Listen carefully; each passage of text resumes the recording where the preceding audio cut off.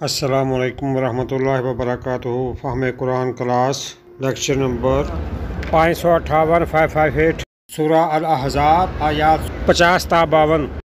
اللہ تعالیٰ نے سورہ القمر میں 4 مرتبہ فرمایا ہے، اور بے شک ہم نے قرآن کو سمجھنے کے لیے آسان کر دیا ہے۔ کیا کوئی ہے نصیحت حاصل کرنے والا؟ 22واں پارہ سورۃ الاحزاب آیت نمبر 50۔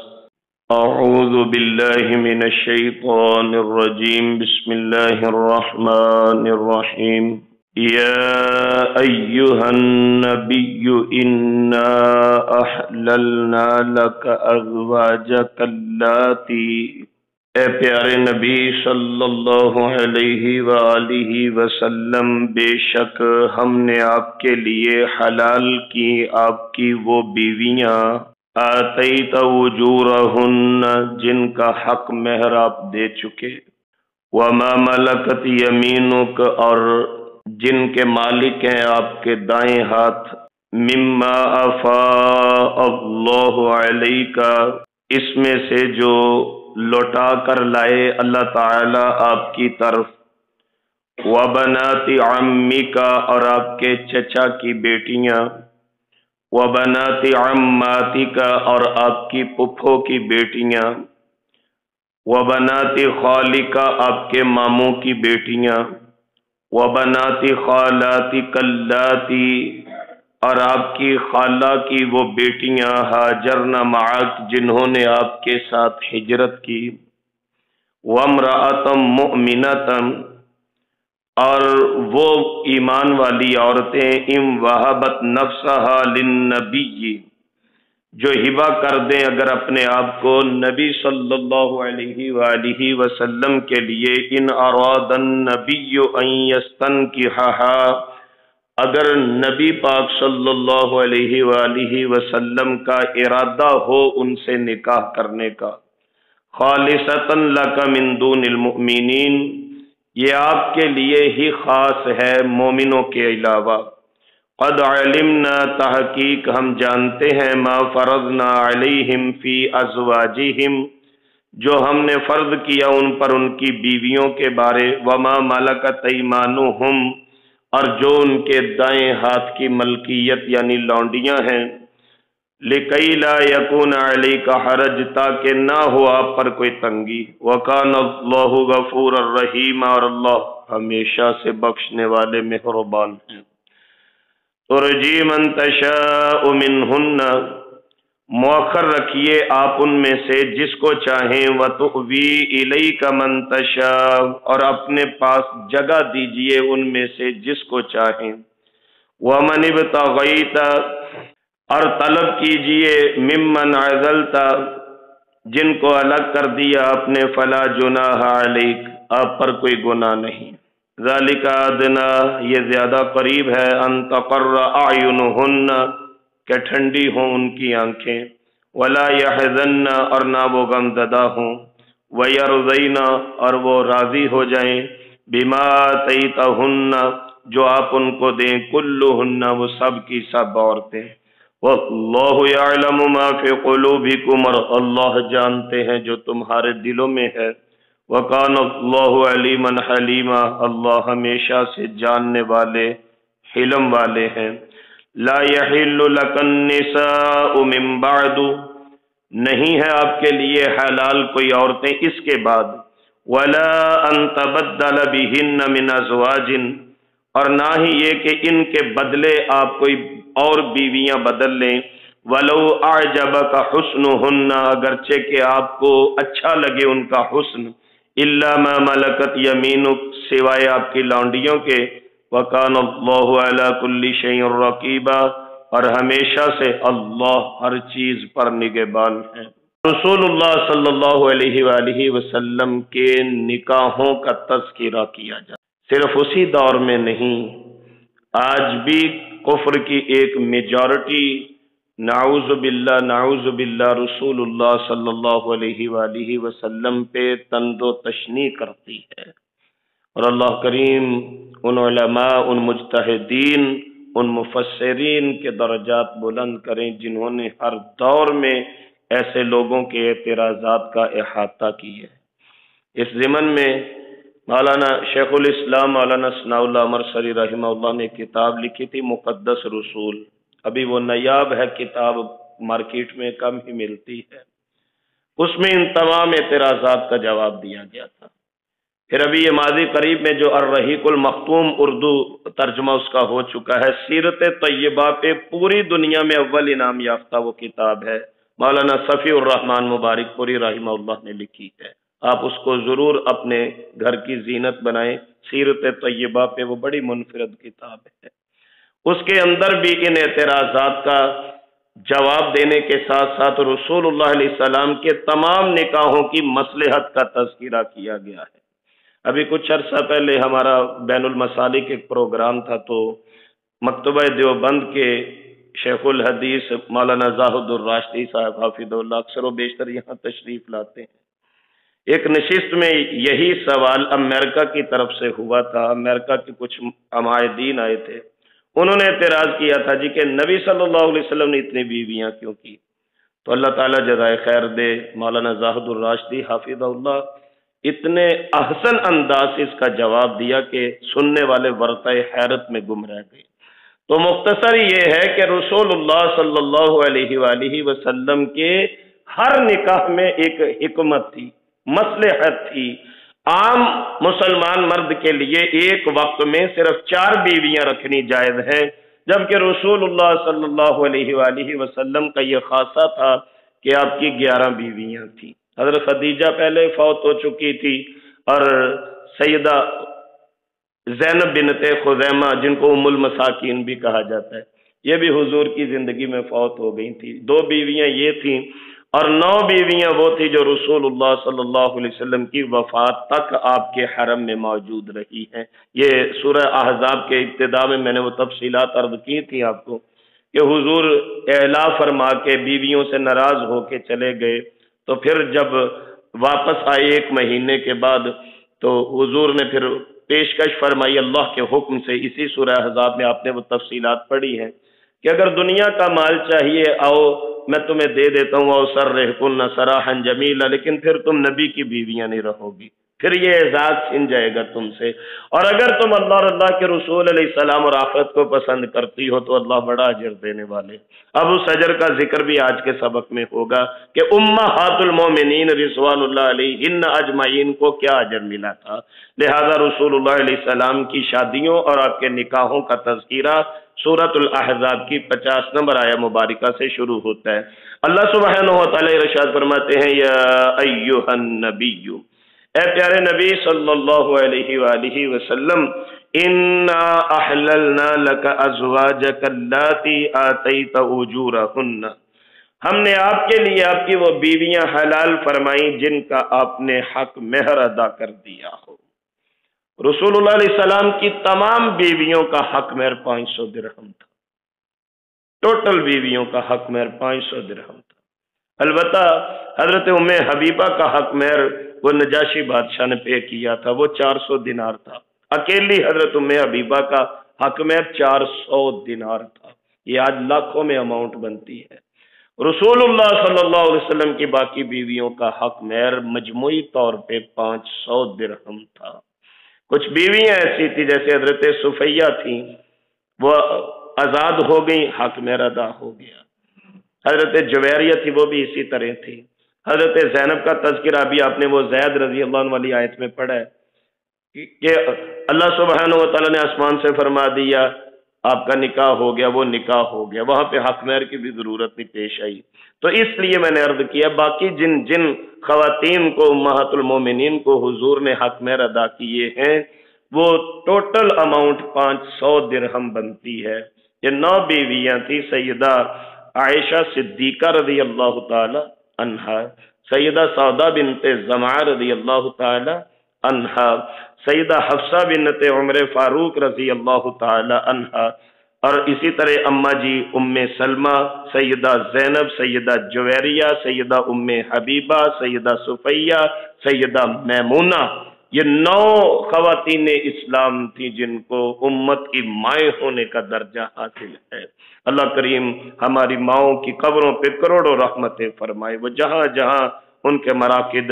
ہیں جہاں جہاں وہ آرام فرما ہے۔ جنت البقیع میں ایک احاطہ ہے تھوڑا سا، جہاں پہ مشترکہ طور پہ حضور کی کئی بیویوں کی ایک جگہ پہ قبر ہے۔ یہ جنت البقیع کے اندر وہ ایک باؤنڈری ہے۔ اللہ تعالیٰ ان پہ کروڑوں رحمتیں فرمائے۔ فرمایا یہ بیویاں آپ کی ہم نے آپ کے لیے حلال فرما دی۔ وما ملکت یمینک، پر جو لونڈیاں ہیں آپ کے دائیں ہاتھ کی ملکیت ہے، مما افاء اللہ علیک، جن کو اللہ آپ کے پاس لے کے، مال فے، شاید یہ اصطلاح آپ نے پہلے نہ سنی ہو، فے، فا اور بڑی یہ فے، مال فے اس مال کو کہا جاتا ہے جو بغیر جنگ کی یہ دشمن کا مال ہاتھ لگ جائے، اس میں مال بھی ہوتا ہے اور غلام بھی ہوتے ہیں، کنیزیں بھی ہوتی ہیں، بغیر جنگ کے جو مال ہاتھ ہے اس کو مال فے کہا جاتا ہے۔ مما افاء اللہ علیک، وہ جو مال فے آپ کے پاس اللہ لوٹا کے لے کے آئے، یعنی جیسے میں نے عرض کیا ہے حی بن اخطب یہودیوں کا بہت بڑا سردار تھا، اس کی تفصیلات بھی میں نے آپ کو سنائی تھی۔ حی بن اخطب کی بیٹی تھی حضرت صفیہ، یہ جب اسی طرح جنگ کے اندر آئیں، بغیر جنگ کیے یعنی فتح ہو گئی تھی، وہ قریظہ والے جب قلعے میں قید ہوئے، وہ بھی تفصیلات میں نے آپ کو پڑھائی ہیں اسی صورت میں۔ تو حضرت صفیہ جب آئیں تو رسول اللہ صلی اللہ علیہ وسلم کو صحابہ نے مشورہ دیا تھا، یہ چونکہ سردار کی بیٹی ہیں تو زیب نہیں دیتا کہ یہ کسی عام مسلمان کے لیے ہوں، لہذا ان کو رسول اللہ صلی اللہ علیہ وآلہ وسلم کو دے دیا جائے، اور حضور نے اماں جی صفیہ کو آزاد فرما کے ان سے نکاح فرما لیا تھا، تو فرمایا کہ وہ بھی آپ کے لیے حلال۔ وبنات عمک، اب یہ جو رشتے گنوائے جا رہے ہیں، ایسا نہیں تھا حضور کا ددیال والوں میں کسی رشتہ دار کے گھر نکاح نہیں ہوا، ننیال والے جو تھے حضور کے نان کے، ان کو بنو زورہ کہا جاتا ہے، ایسا نہیں تھا، اور اتفاق کی بات ہے حضور کا ننیال میں بھی کسی رشتہ دار کے گھر شادی نہیں ہوئی، ددیال میں بھی کسی رشتہ دار کے گھر شادی نہیں ہوئی، لیکن اللہ کریم نے یہاں پہ وضاحت فرما دی وبنات عمک، آپ کی چچا کی کوئی بیٹی ہو، وبنات عماتک،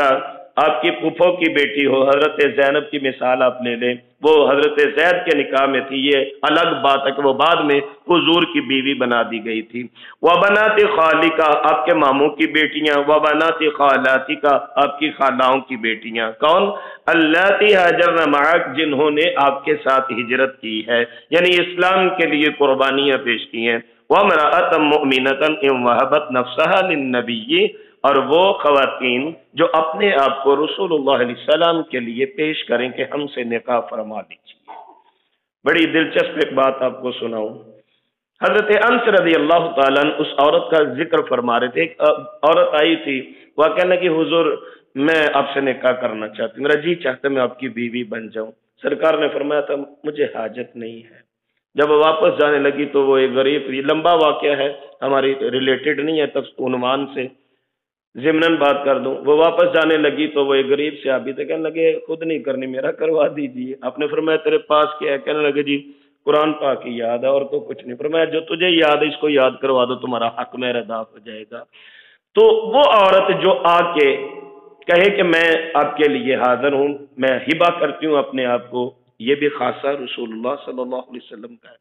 حضرت انس اپنے گھر میں بیٹھے یہ واقعہ سنا رہے تھے، جیسے ابھی میں نے آپ کو یہ واقعہ سنایا کہ ایک لڑکی آئی تھی، ایک عورت آئی تھی، اس نے آ کے اپنے آپ کو حضور کے لیے پیش کیا تھا کہ میں ہبہ کرتی ہوں، میں اپنے آپ کو آپ کے لیے خاص کرتی ہوں، مجھ سے نکاح فرما لیجیے۔ حضرت انس کی بیٹی کہنے لگی اس کو شرم نہیں آئی تھی، یعنی ایک اصطلاح ہوتی ہے نا،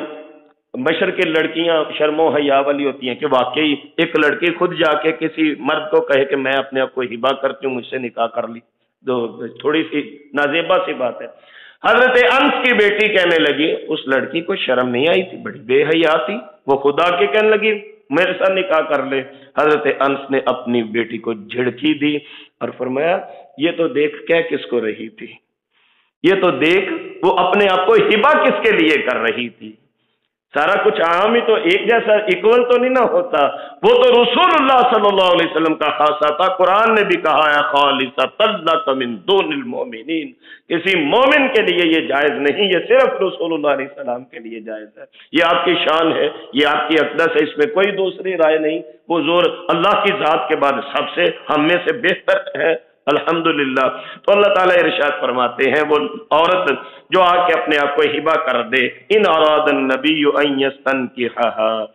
اگر آپ ارادہ کریں چاہیں، یہ آپ کا اختیار ہے، اگر آپ چاہیں تو ان نکاح کی پیشکش کرنے والی عورتوں سے نکاح کر سکتے ہیں، خالصۃ لک من دون المؤمنین، یہ جو اتنی بیویاں ہیں آپ کے لیے جائز کی گئی ہیں صرف آپ کے لیے ہیں، یہ عام مومنوں کے لیے نہیں ہے۔ قد علمنا ما فرض علیہم فی ازواجہم، ہم جانتے ہیں ہم نے ان کے لیے کیا فرض کیا ہے، ان کے لیے فرض وہی ہے کہ ایک مرد ایک وقت میں 4 بیویاں رکھے۔ یہ اللہ فرماتے ہیں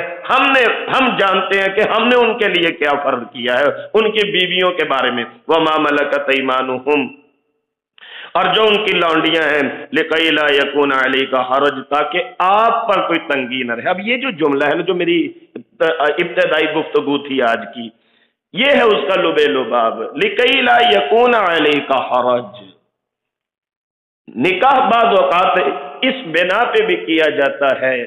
کہ جن قبائل کے ساتھ دشمنی ہو وہ دشمنی دوستی میں بدل جاتی ہے۔ حضور کے جتنے نکاح تھے ان نکاحوں کا یہی مقصد تھا کہ اسلام کو اس سے فائدہ کیا پہنچتا ہے،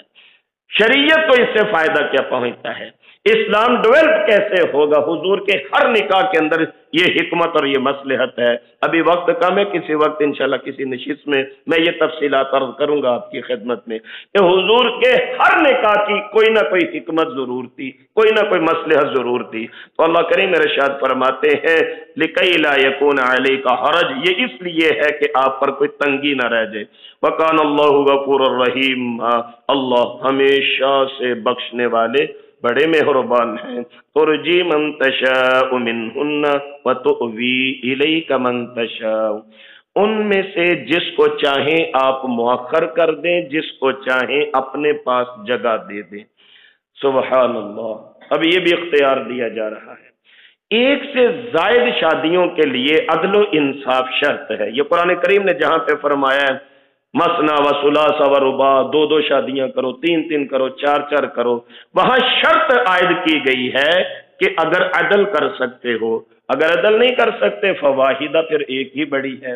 حضور کو یہ اختیار تھا کہ آپ جس بیوی کو چاہیں ٹائم تھوڑا دے دیں، جس بیوی کو چاہیں ٹائم زیادہ دے دیں۔ سبحان اللہ، میں تفسیر میں پڑھ رہا تھا، اماں جی عائشہ فرماتی ہیں اس اختیار کے باوجود حضور نے جب دوسری بیوی کے گھر جانا ہوتا تو ہم سے اجازت لے کے جاتے تھے۔ حضور نے جب تیسری بیوی کے پاس جانا ہوتا اجازت باری ہوتی تھی، مقرر تھی، اس کے باوجود یہ سرکار کی محبت تھی اپنی ازواج مطہرات کے ساتھ کہ حضور اجازت لے کے جاتے، آج میں ادھر نہ چلا جاؤں، پھر تیسری بیوی کے بعد آج میں نے ادھر جانا ہے، یہ حضور کی عادت مبارکہ بن چکی تھی۔ دوسرا اس کا ایک مطلب اور ہے کہ حضور وظیفہ زوجیت جس کو چاہیں ادا کریں، جس کو چاہیں نہ ادا کریں۔ حضرت سودا کا معاملہ شاید آپ نے پہلے سنا یا نہیں سنا، میرا خیال نہیں آپ کے علم میں ہوگا۔ حضرت سودا انتہائی بوڑھی خاتون تھی، رسول اللہ علیہ السلام کی بیوی محترمہ تھی،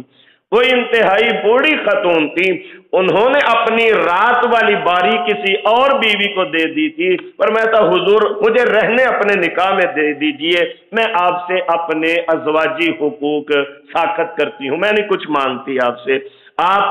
یہ حقوق کسی اور بیوی کو جیسے جیسے آپ کی سیٹنگ کریں وہ آپ کر سکتے ہیں، لیکن میں رہوں گی آپ کے نکاح میں۔ ایک اس کا مطلب مفسرین نے یہ لکھا ہے کہ سرکار دو عالم صلی اللہ علیہ وسلم جس کی باری چاہیں مؤخر کریں، جس کی باری چاہیں جلدی کریں، آخری جو ایام تھے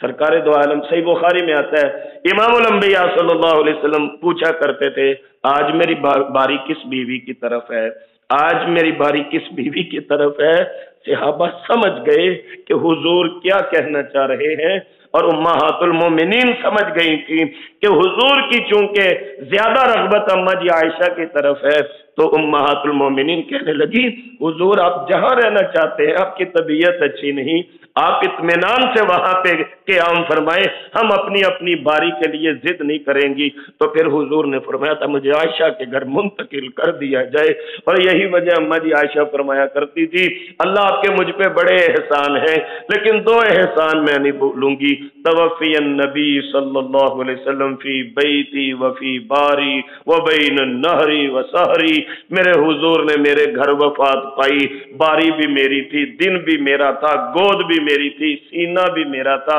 حضور میرے سینے کے ساتھ ٹیک لگا کے بیٹھے تھے۔ ایک اللہ کا یہ احسان ہوا۔ دوسرا وجمع ریقی وریقہ عند موتہ، ایک احسان اللہ نے یہ کیا، میرا اور میرے نبی جی کا لعاب اللہ نے آخری وقت میں اکٹھا کر دیا۔ داخل علی عبد الرحمن ابن ابی بکر، ہمارے گھر میں میرا بھائی عبد الرحمن آیا، وہ بیدہ سواک، اس کے ہاتھ میں مسواک تھی، اور میں جانتی تھی مصطفیٰ کریم مسواک بہت پسند فرماتے ہیں۔ میں نے پوچھا میں آپ کے لیے عبد الرحمن سے مسواک پکڑوں؟ حضور نے فاشار برأسہ النام، بولا نہیں جا رہا تھا کمزوری کی وجہ سے، آپ نے اپنے سر مبارک سے اشارہ کیا، ہاں عائشہ مجھے مسواک کرنی ہے۔ حضور کو جب مسواک دی گئی، آپ نے چبانے کی کوشش کی، فاشتد علیہ، حدیث کے لفظ ہے، وہ آپ پہ گراں گزری، مشقت ہوئی، اور کمزوری کی وجہ سے مسواک چبائی نہیں جا رہی تھی۔ میں نے پھر پوچھا میں اس کو آپ کے لیے نرم کر دوں؟ فاشار براسہ النام، اپنے سر کے ساتھ اشارہ فرمایا، ہاں نرم کر دو۔ تو اماں فرماتی ہیں میں نے اپنے منہ میں مسواک نرم کی، پہلے میرے منہ میں مسواک گئی، میں نے نرم کی، پھر میرے والی ہی وہی مسواک حضور نے اپنے منہ مبارک میں لے کے مسواک فرمائی، اور چند ہی لمحوں کے بعد حضور کا انتقال پرملال ہو گیا تھا۔ تو یہ اماں جی عائشہ فرمایا کرتی تھی، دو احسان ہے میرے اوپر اللہ کے، دو احسان ہیں کہ اللہ نے عائشہ کے گھر میں حضور کا آخری وقت مقرر فرما دیا تھا۔ تو اس لیے اللہ کریم فرماتے ہیں آپ جس کی باری یا وقت چاہیں مؤخر کر دیں، وَتُؤْوِي إِلَيْكَ مَن تَشَاءُ، یہ جس کو چاہیں اپنے پاس زیادہ ٹائم دے دیں۔ وَمَنِ ابْتَغَيْتَ مِمَّنْ عَزَلْتَ فَلَا جُنَاحَ عَلَيْكَ، جن سے آپ ناراض ہوئے ہیں، الگ ہوئے ہیں، آپ پہ کوئی گناہ نہیں، ان سے جا کے صلح کر لیجیے۔ وہ صلح پھر ہو گئی، تفصیلات پہلے میں نے عرض کر دی ہیں۔ ذَلِكَ أَدْنَىٰ أَن تَقَرَّ أَعْيُنُهُنَّ، یہ زیادہ بہتر ہے، قریب ہے کہ ان کی آنکھیں ٹھنڈی ہو جائیں گی۔ میں نے آپ کو بتایا تھا کہ حضور نے جب اعلان فرمایا تھا تو آپ نے فرمایا تھا میں 1 مہینہ گھر نہیں آؤں گا۔ جس دن گھر آئے اماں جی عائشہ کہنے لگی آج تو 29 دن ہو گئے۔ ہماری جیب میں موبائل ہے، ہم وقت دیکھ لیتے ہیں، تاریخ دیکھ لیتے ہیں، ریمائنڈر لگا لیتے ہیں، ہمارے گھروں میں وال کیلنڈر موجود ہیں، ہاتھوں کلائیوں پہ گھڑیاں موجود ہیں۔ تب تو نہ وال کیلنڈر کا زمانہ تھا، نہ موبائل کا زمانہ تھا، نہ کلائی گھڑی کا زمانہ تھا، نہ کلاک لگے ہوئے تھے گھروں میں۔ آپ امیجن کیجئے کہ ماں عائشہ نے اپنے خامند کی جدائی میں وہ 29 دن کیسے گزارے ہیں، پوروں پہ گن گن کے۔ جب حضور گھر آئے تو فرمانے لگی آپ تو فرما کے گئے تھے میں مہینہ گھر نہیں آؤں گا، آج 29 دن ہوئے آپ ماشاءاللہ تشریف لے آئے۔ تو سرکار مسکرا کے فرمانے لگے کبھی کبھی مہینہ 29 کا بھی ہو جاتا ہے۔ اس لیے فرمایا ان تقر اعینہن، گھر واپس آ جائیے، ان کی آنکھیں ٹھنڈی ہو جائیں گی۔ جن سے آپ الگ ہوئے ان سے صلح فرما لیجئے، ان کی آنکھیں ٹھنڈ، ولا یحزن، وہ غمزدہ نہ ہو، ویرضین بما آتیتہن، انہوں نے ہر مشقت، ہر سختی جھیلی اور ہر مشکل وقت برداشت کیا آپ کے ساتھ، اب اس پہ وہ راضی ہیں، آپ جو بھی ان کو دے دیں۔ چھوٹے لفظ نہیں ہیں، ہمارے گھر رات کا پکا ہوا سالن صبح نہیں کھایا جاتا، دوپہر کو ہمارے بچے منہ بھی سورتے ہیں، یہ جی کل بھی یہی سالن کھایا تھا آج بھی یہی کھائیں گے۔ ماں عائشہ فرماتی ہے ہمارے گھر میں تو 3 دن مسلسل کبھی سالن ہی نہیں بنتا تھا، اگر ایک دن بن گیا دوسرے دن چلا، تیسرے دن فاقہ آ جاتا تھا۔ 90 دن ہمارے گھر میں چولہا نہیں جلتا تھا، ہم صرف کھجوریں کھا کے پانی پی کے گزارا کیا کرتے تھے۔ اب اللہ کریم ریوارڈ دے رہے ہیں، اب ان کو مرتبہ مل رہا ہے جنہوں نے حضور کے ساتھ مشقت والے دن کاٹے۔ فرمایا وَيَرْضَيْنَ بِمَا آتَيْتَهُنَّ کلہن، آپ کی وہ 9 کی 9 بیویاں راضی ہو جائیں جو بھی آپ ان کو دیں۔ وَاللَّهُ يَعْلَمُ مَا فِي قُلُوبِكُمْ، آپ سب لوگوں کے دلوں میں کیا ہے یہ اللہ جانتے ہیں۔ وَكَانَ اللَّهُ عَلِيمًا حَلِيمًا، اللہ کریم بڑے جاننے والے اور بڑے بردبار ہیں، بڑے علم والے ہیں، بڑی مہربانی کرنے والے ہیں۔ ایک دعا درد دل سے کر دیجئے، میرے کریم مالک، میرے اور آپ کے ہمہ قسم کے حالات اور مشکلات میں اپنی خاص مہربانیاں شامل حال فرما دے۔ بس یہ خاص دعا کیجئے، اللہ کی شان، اللہ کی صفات کو پڑھ رہے ہیں، اللہ جاننے والے ہیں، حلیم ہے، اللہ ہمارے حالات کو ہم سے زیادہ جانتے ہیں، اللہ بردبار ہے۔ بس اللہ کریم ہمارے گناہوں سے درگزر فرما کے اپنی رحمتوں کو ہمارے شامل حال فرما دے۔ اب ان کو بدلہ دیا جا رہا ہے۔ وہ جب ان سے پوچھا گیا تھا نا کہ آپ نے میکے والوں سے جا کے مشورہ کر لو، اگر دنیا کا مال چاہیے جتنا مال کہتی ہو میں دے دیتا ہوں، لیکن پھر میرے نکاح سے چلی جانا، پھر تمہیں حضور کی بیوی ہونے کا جو رتبہ ہے وہ نہیں ملے گا۔ تو انہوں نے کیا جواب دیا تھا؟ سرکار زندگی ہم نے گزارنی ہے، ہمارے والدین نے نہیں گزارنی، میکے والوں نے نہیں گزارنی، اور ہمارا فیصلہ یہی ہے، غربت منظور ہے لیکن آپ کی جدائی منظور نہیں، غربت موجود ہے لیکن منظور ہے لیکن آپ سے دوری برداشت نہیں ہے۔ تو اللہ کریم اب ان کو مرتبہ کیا دیتے ہیں؟ فرمایا لا یحل لک النساء من بعد۔ بس میرے محبوب جی، یہ جو عائشہ، سودا، حفصہ، ام سلمہ، زینب جویریہ، یہ ام حبیبہ، صفیہ اور میمونہ رضوان اللہ علیہن اجمعین، بس میرے محبوب یہ جو آپ کے نکاح میں یہ 9 موجود ہیں شخصیات، اب آپ کے لیے جائز نہیں من بعد کہ اس کے بعد آپ کسی اور بیوی سے نکاح کریں، وَلَن تَبَدَّلَ بِهِنَّ مِنْ أَزْوَاجٍ، یا آپ ایکسچینج کر لیں بیویوں کی، یعنی 9 کی تعداد کو مد نظر رکھیں اور 9 میں سے کوئی 1 2 3 کو چھوڑ کے 1 2 3 اور ان کی جگہ پہ لے آئیں۔ اب اللہ کریم فرماتے ہیں ان امہات المومنین کو بھی اب میں نے ان کے صبر کا بدلہ دینا ہے، اب یہ آپ کی بیویاں ہی رہیں گی تا حیات، اور ان کا مرتبہ یہ ہے کہ آپ کی زندگی کے بعد بھی ان سے کوئی نکاح نہیں کر سکتا۔ عمومی اصول یہی ہے کہ خامند اگر فوت ہوتا ہے اس کی بیوی 4 ماہ 10 دن عدت گزار کے کہیں دوسری جگہ نکاح کر سکتی ہے، حضور کی بیویوں کے لیے یہ جائز نہیں۔ یہ مسئلہ یاد رکھیے گا، قرآن کریم نے یہ قانون بنایا ہے کہ حضور کے انتقال کے بعد بھی حضور کی بیویاں کسی دوسرے سے نکاح نہیں کر سکتی، وہ قیامت تک حضور کی بیویاں ہی رہیں گی اور قیامت کو حضور کی بیویوں کے درجے سے ہی اٹھا کے جنت میں سرکار کے ساتھ داخل کی جائیں گی۔ فرمایا وَلَوْ أَعْجَبَكَ حُسْنُهُنَّ،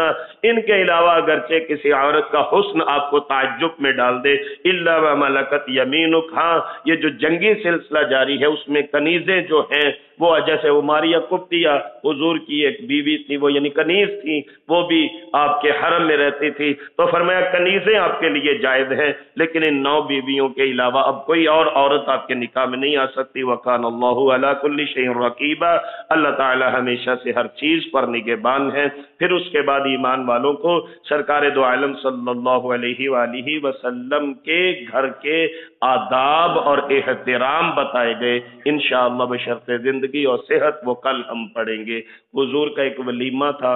آپ کے ولیمے کی دعوت تھی اور وہاں پہ صحابہ کرام بیٹھے رہے حتیٰ کہ وقت بڑا ہو گیا، لیکن باتوں باتوں میں تو پھر اللہ نے آسمان سے یہ حکم نازل کیا تھا کہ عام بندوں کے گھر میں بھی بیٹھنے کے اصول ہوتے ہیں، رسول اللہ کے گھر میں بیٹھنے کے تو اصول ضوابط ہی الگ ہونے چاہیے صلی اللہ علیہ وسلم۔ یہ بڑا اہم ایک واقعہ تھا، انشاءاللہ کل ہم اس کی تفصیلات پڑھیں گے۔ اللہ سے دعا کیجئے میرے کریم مالک مجھے اور آپ کو قرآن کریم کی کما حق کو سمجھ نصیب فرما دے۔ ہم اللہ کی توفیق سے اپنی صبح کا آغاز فہم القرآن جیسے عظیم عمل سے کرتے ہیں، اس کی بدولت اللہ تعالیٰ میرے اور آپ کے دن کے باقی معاملات میں رحمت و برکتوں کا نزول فرما دے۔ قرآن کریم پڑھنے، پڑھانے، سننے، سنانے کی خیر و برکات ہم پر، ہمارے اہل خانہ، کاروبار اور دیگر معاملات پر وارد فرما دے۔ ہم سب کو انسانوں شیطانوں کے شر سے اللہ محفوظ فرما دے۔ ہمیں اپنے نفس کی شرارتوں سے اللہ بچنے کی توفیق نصیب فرما دے۔ جو مقروض ہیں اللہ ان کے قرض دور فرما دے، جو مجبور ہیں اللہ ان کی مجبوریوں کو رفع فرما دے، کاروباری مشکلات کا شکار ہے اللہ غیب کے خزانوں سے ہماری مدد فرما دے، ہمیں گھروں میں سکون نصیب فرما دے، بیٹے بیٹیوں کے مقدر نصیب اللہ اچھے فرما دے۔ جو نرینہ اولاد کی آرزو مند ہے میرے کریم مالک اعلیٰ کل شیء قدیر مالک، اپنی جناب سے نیک بیٹے انہیں نصیب فرما دیں، اور اللہ کریم ہمارے بیماروں کو شفا کاملہ عاجلہ نصیب فرما کے ہمارے دنیا سے جانے والوں کی بخشش اور کامل مغفرت فرما کے جنت داخلہ نصیب فرما۔ یہ تھے محترم محمد سلیمان شاکر صاحب جو قرآن مجید کی تفسیر کی کلاس پڑھا رہے تھے۔ جسے ویڈیو ترتیب دے کر یوٹیوب چینل دنیا دین پر محفوظ کیا گیا ہے۔ قرآن مجید کا ترجمہ اور تفسیر سیکھنے کے لیے اور دینی سوالات کے جوابات کے لیے واٹس ایپ گروپس میں شامل ہونے کے لیے 00923352520207 00923167983575 00923007446434 قرآن سمجھیں، قرآن سمجھائیں، دوسروں کو بھی قرآن سمجھنے کی دعوت دیں۔ نبی کریم صلی اللہ علیہ وسلم کی پیاری دعائیں، اذکار، نماز ترجمہ سے سمجھ کر پڑھیں، یاد کریں، دوسروں کو بھی یاد کرنے کی دعوت دیں تاکہ اللہ تبارک و تعالی ہم سب کی دنیا و آخرت دونوں اچھی کر دے۔